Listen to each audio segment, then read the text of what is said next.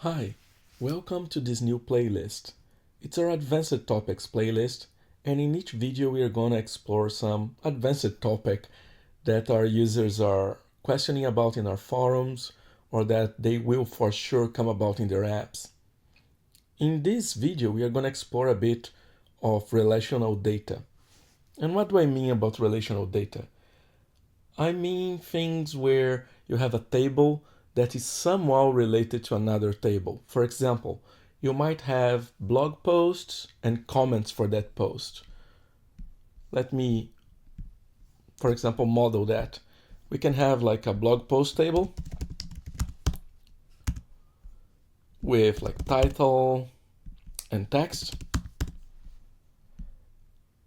And we might have comments that will refer to a blog post. They will have like a user and a comment. So in this kind of setup, where did they go?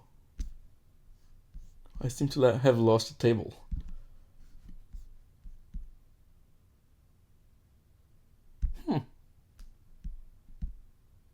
Oh, here they are. They are probably just placed far away. So here we can see like blog posts with title and text, comments with the blog post ID, user, and comment. So blog post ID would link to blog posts, and user would link to the users table here. So to demo that with a simpler setup, let's think about books and book quotes. So we have a table here, book, with just a title, and a table called quote with a book ID and a text, which is the quote itself. So if we go into the data viewer, we can check that. For example, books. We can see here two books, The Two Towers and The Hobbit, and each of them got an ID. This ID is unique, and it's what we are going to use to link those two tables. If we go to quotes, we can see the quotes here. Each quote gets its unique ID as well, but they all have the IDs of the book. So this one here that ends in 233 is looks like The Hobbit. And this one, AC83, looks like The Two Towers, mostly because I know the quotes. Let's double check. 233 is this The Hobbit? Yes, it is. So now I'm making an interface here, not an app, just to show you how things are done. What we want to do is have two screens. One screen will list the books. You're going to click a book, and then it will go to another screen that lists the books, the quotes for that given book. I'll show it working, and then I'll show you the code. So here we have the books, and again, this is not an app. I just threw a layout around to show you how this works.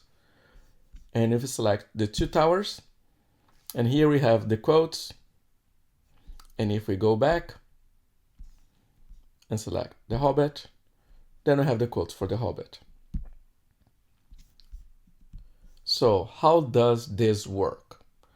First, we basically, there is something that they call like loose coupling or the law of Demeter in computer science, which is mostly about making sure that your code is as self-contained as possible.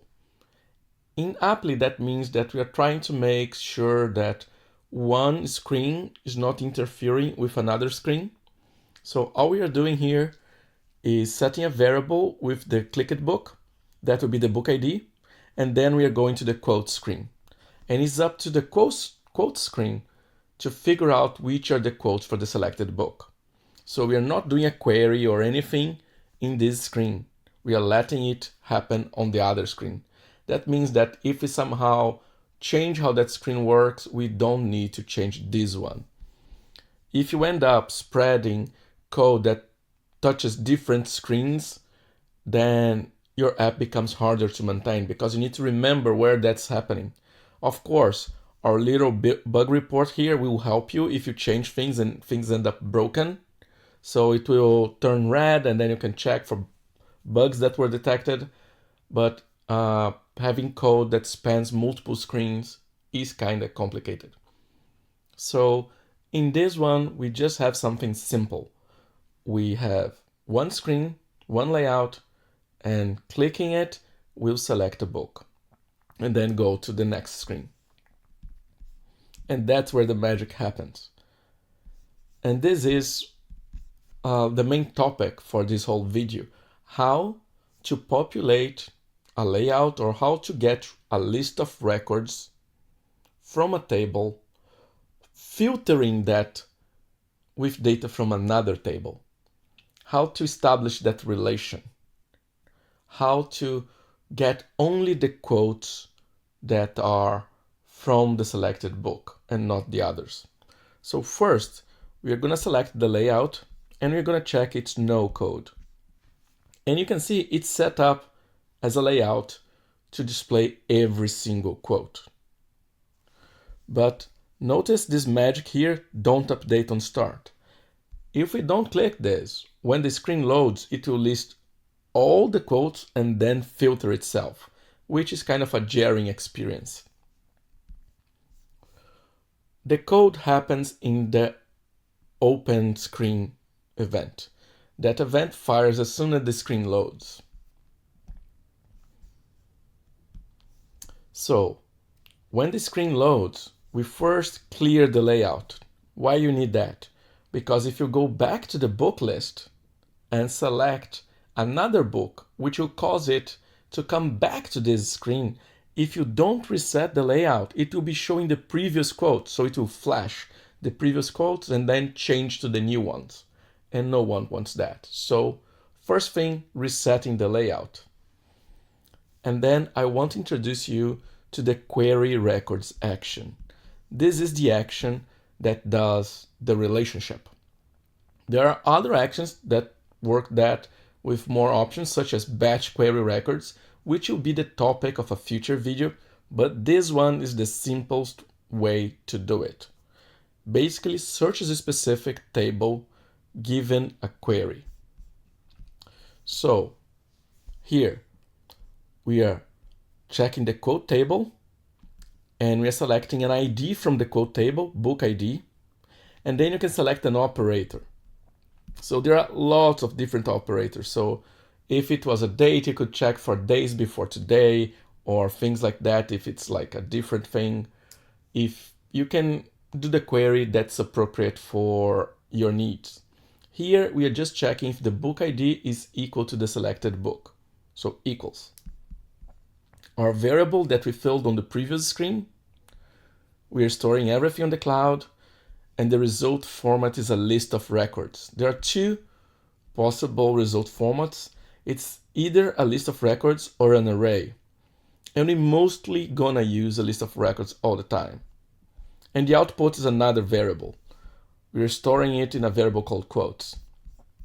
And then there is another action called display records in layout that allows you to pass a list of records to a layout.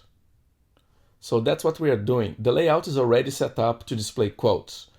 And then we are passing to it a list of records that we got from query records. That's how it works.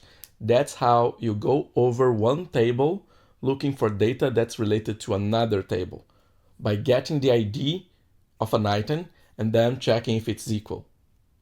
So this can be used for various needs, from like filtering a table, but also for connecting tables. This is a very simple example. Again, if we check our model here, we can check like quote has a book ID. Book ID will match the record IDs from the book table. All records in Appli always have an ID. If we go like book, there's always an ID and they will be unique. So you can be guaranteed that like this is stored in the cloud, this ID will not change. So you can connect it by having another table have that as a value, like here. So that's it for this video, how to connect tables, how to have hierarchical relational data. The same technique could work for blog posts and comments, for something like Instagram where you have like a post and you're doing likes, you can have like a likes table that has the ID of the post. So this allows you to model your data by creating distinct tables and connecting them through the IDs of the records. If you need any further help, reach out to us in our forums. I hope you enjoyed this video and keep an eye for this playlist because this is where we are going to explore our advanced topics. Talk to you soon.